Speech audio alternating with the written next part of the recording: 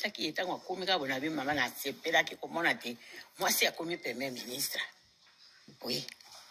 À sepéra qui mingi. Il y a 2 ans, tu as qui noir. Tu solo la mingi. Depuis wana no sungi na mbokate. Est-ce que vous en avez kanisi wana tote? Kozunga mboka. Vous êtes pressé. Nazali pressé ya kozunga mboka. Nasela yebisi mama. Nazali pressé kozunga mboka. Mais nalala libanda te. Nasela yebisi pe mama déjà. Bosombe la mama ndako. Ministre te. So nazongi kisasa ifuna la na ndako. Epa na yo moko. Te na ndako na nga moko. Nala pepa ba famille te. Très bien. Na hôtel pete. Mboka na nga moko nalala na hôtel. Vraiment. Na vandi pembeni na président Mobutu pendant 17 ans. Bungana kila kolala na hôtel. Te. Nazana ndako kuna kisala te. Na gbado nazana ndako te. Babuka ndako. Zambe na boya, olatike mo vanzina bo santu. Ozinga mina bajelo, bakoye mela kayo tongo pe popa. Zambe na boya, olatike mo vanzina bo santu. Ozinga mina bajelo, bakoye mela kayo tongo pe popa.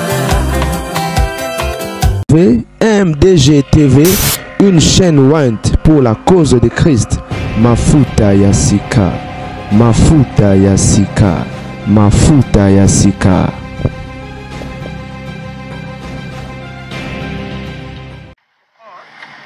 Après toutes ces audiences avec les autorités chérifiennes, la première ministre congolaise s'est rendue chez Mama Bobiladawa en visite privée, précisait-on avant la rencontre.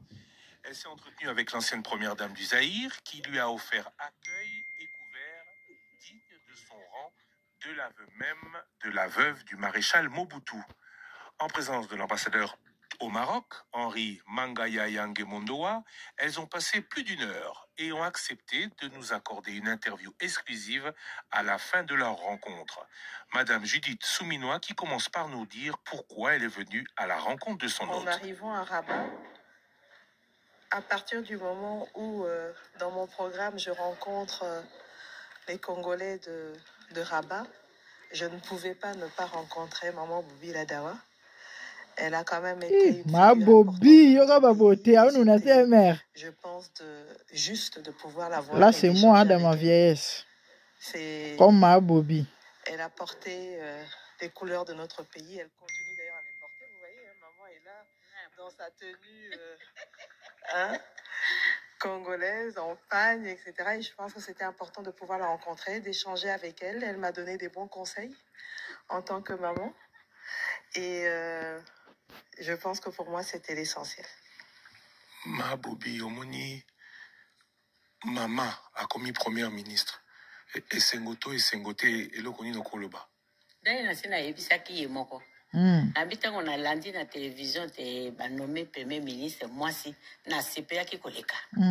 Na na CPA boite ba mususu yonso to ba nomaka ba mibali na mona ka eza normal. Mais to ba nommé moi si na beta o motema na ngai lingi yangwana. Vraiment. Basi bande basimba kalibota. Soko tay malam. Soki ba na kati ya gouvernement ba mibali bazai 6, basi pe 6.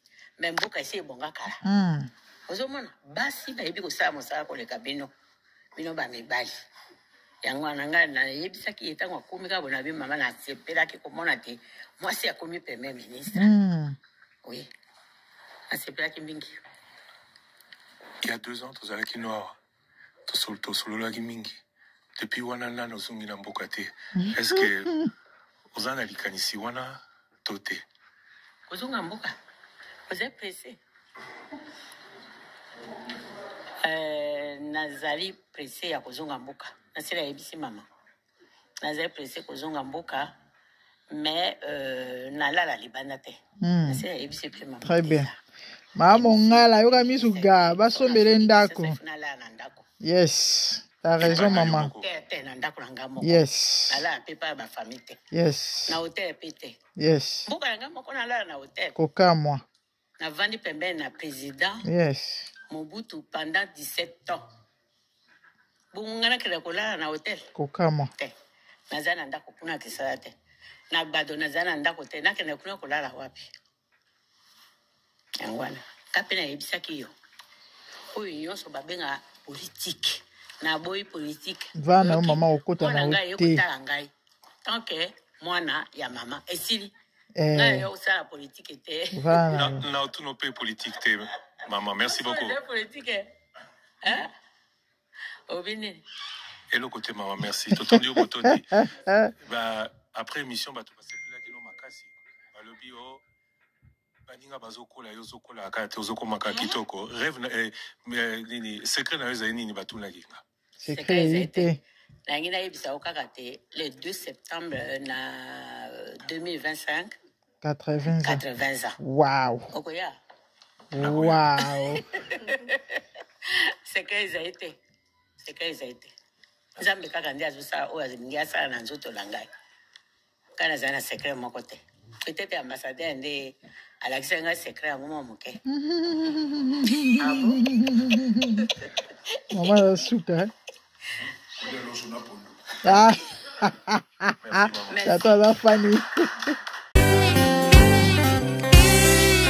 Zambe na boya, olatike mo vandina bo santu. Ozinga mina bajeno, bakoye mela kayo tongo pe popa.